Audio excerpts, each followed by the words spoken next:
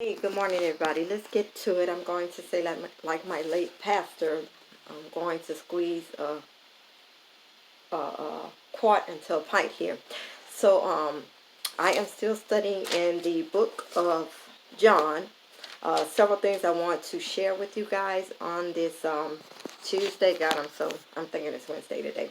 But anyway, as I was praying, these are the songs that came into my spirit. That song where it says, only you can satisfy my heart. Only you can and I'm not a singer. I mean, anyway, I don't care. I love singing unto the Lord. So the words to that song that you can satisfy, and then I thought about the I think it's in either Proverbs or Psalms. It probably Psalms where it says you open up your hand and satisfied every living thing. And then I thought about the song, his eyes on the sparrow. Why should I be discouraged? I mean, if he watches over the sparrows, he watches over me. And I'm just reminding you of these songs. Like I said, when I first came to the Lord, there were songs with substance. And then the other song that I thought about is, you know, uh, my soul cries out for you, for you. And it says, one day, let's see, one day, see, 1,000 days, let's see, one day without you. Wait, one day with you is better than 1,000 days without you, something like that. And it's like, I don't care how many years on the earth. It's like, without God, it's not even worth it for me. So anyway, I just wanted to share this with you because that was bubbling in my spirit as I was praying. Then I want to share these verses right quick out of 1 Chronicles 16:5. Sing unto him, sing praises. I'm coming out of the 16th chapter, verses 9 through 12. Sing unto him, sing unto him, sing psalms unto him. Talk you of his wondrous works. Glory you in his holy name. Let the heart of them rejoice that seek the Lord. Seek the Lord and his strength. Seek his face continually. Remember his marvelous works that he had done, his wonders in the judgments of his mouth. I just wanted to share that because I would always say, God, if you never bless me again, oh my God, you've blessed me so much. I can't thank you enough. And I know he has more blessings for me, but what I'm saying is if he chooses to never bless me again, which I know that's not who he is, I will be okay. I'm content with God. This is the place we have to get to. Now, rolling over, and I'm sorry I'm rushing, guys, because I got to get to work by 10. All right, so I'm studying now chapter 4 of John. And when I tell you there is so much to learn in this particular chapter. Now, this particular chapter has, let's see here, 54 verses. So, several things I want to pull out because when we think about the woman of Samaria, when Jesus went to the woman of Samaria, she was at the well and he asked her to drink. All I hear people preach about is how, Jesus was the seventh man. But, it's so much more in this chapter, so much meat in here. But that's just the tradition. This is the way I've always heard it preached. But when I was studying, I'm like, oh my God, I've gotten so many lessons just out of this one chapter. And I've only got up through the 38th verse. So the first thing I want to share is the reason he chose this well was a well of, so he came to Samaria, right? And it was the city of Samaria called Sychar. This is in the 5th verse. And it says, near to the parcel of ground that Jacob gave to his son Joseph. So that's one key thing right there, right?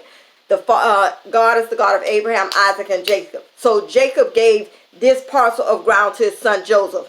All right, you guys need to get this. And like I said, we need to study because everything is in here for a reason. It says Jacob's well was there. And Jesus, therefore, being weary with his journey, sat on the well. So it's not by coincidence, of course, this was Jacob's well. This was Jacob's well, right? And he gave this parcel of ground to his son Joseph. But the well belonged to Jacob, right? So you got to think about the lineage of whom Jesus came from. we got to learn how to take the Old Testament, New Testament, tie everything together. Now, I'm going to jump down to the 9th verse. It says, then the woman of Samaria unto him, said the woman of Samaria unto him, how is it that you, being a Jew, ask drink of me, which am a woman of Samaria? For the Jews have no dealings with the Samaritans. Now, something I've never picked up on this. I'm like, okay, so Jacob had given a parcel of land to his son Joseph, and this is his well, but the woman of Samaria is at that well, and she said Jacob was her father. So one thing I got from this, Jesus wanted to break down that barrier, that it was a separation, right? The Jews have no dealings with Samaritans. So see what's going on here. This was a racial thing, a bias thing. So they didn't have any dealings. But yet Jesus came to this well. And it was a well that belonged to Jacob. I hope you guys getting all this. But anyway, study your word. Go back and read this chapter, okay? And just ask God to open your eyes, give you a revelation and interpretation of what he's saying here. Okay? So then, Jesus answered and said unto her, if you knew the gift of God and who it is that said to you, give me to drink, you would have asked of him, and he would have given you living water. And this is what she asked him in the 12th verse. Are you greater than our father Jacob, which gave us the well, and drank thereof himself and his children and his cattle? Now God is the God of Abraham, Isaac, and Jacob. And she said Jacob was their father. She asked Jesus, was he greater than Jacob? But yet she said the Jews have no dealings with the Samaritans. And what lineage he came out of? What lineage God came out of? See what I'm saying? Jesus, who's the Son of God, came out, okay? His father, David even called him his Lord. But he came through that lineage. All right? So now, Jesus said and answered and said to her, whosoever drink of this water shall thirst again, but whoever drink of the water that I shall give him shall never thirst, but the water that I shall give him shall be in him a well of water springing up into everlasting life.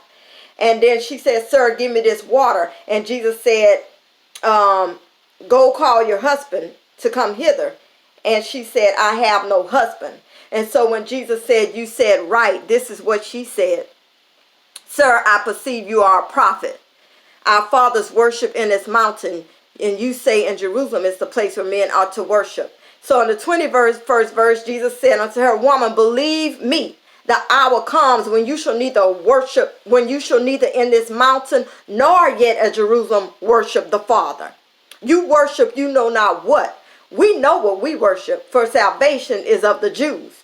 But the hour cometh, and now is, when the true worshipers shall worship the Father in spirit and in truth. For the Father seeketh such to worship him. Again, he is breaking down that barrier when he says, the Jews, we know, he say, for salvation is of the Jews.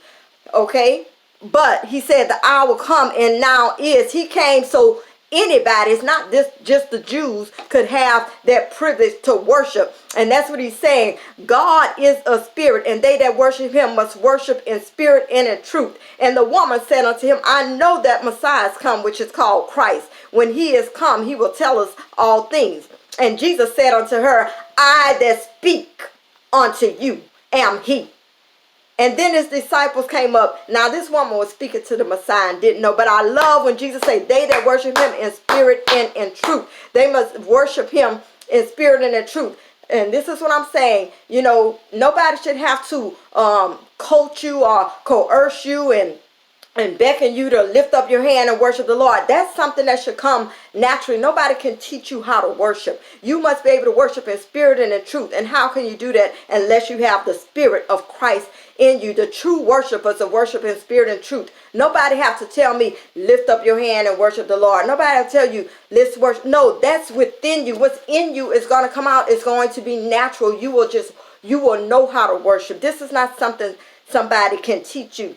Again, there's so much in this 4th chapter. I've just given you a lot of things to think about and to study in this chapter. Breaking down that barrier, the Jews and the Samaritans. And then letting you know that Well, we already heard about the part about the husband, and to me, that's not even the main thing, but that's all we've heard preach. That Jesus was the seventh man, and this woman had so many husbands. That's not the main thing here. It's about knowing that they didn't know who they were worshiping. She didn't even know this was the Messiah. And he said it's going to come a time, salvation is from the Jews, but it's not going to, that's how he came unto the Jews, but when they received him not, Jesus came for the whole world. I just need you guys, and I'm rushing here, but study your word, study your word. Anyway, then came his disciples while he was talking to this woman, and no man said, what seekest you, or why are you talking to her? Because see, they didn't say it, but they were in their mind like, why is he talking to this woman? Because again, the Samaritans and Jews had no dealings, but Jesus came to break all that stupid stuff up. All these and again, I hope our white brothers and sisters who are in Christ get this. You are not superior because of the color of your skin. Anyway, I'm almost done. She said, come and see a man. So she was his disciple. She went and told people, come and see a man. Is this not the Christ? And then in 34th verse, Jesus told his disciples, his meat is to do the will of him that sent him and finish the work. And the harvest is ready. Okay, verses 35 through 38. Read those where he said the harvest. He said, lift up your eyes and look on the fields, for they are white and are ready to harvest. There is a harvest, guys. Come on. The harvest is plenteous, but the labors are few. This is prime time for the body of Christ to begin reaping. Share the word. Get out of yourself. Your meat is to do the will of the Father, just as Jesus' meat was. We have work to do. The harvest is ready. It's time for us to go out and reap that harvest. It's souls waiting for what you have. All right, have a good day. Make it a good day. Have a terrific Tuesday. Got to go.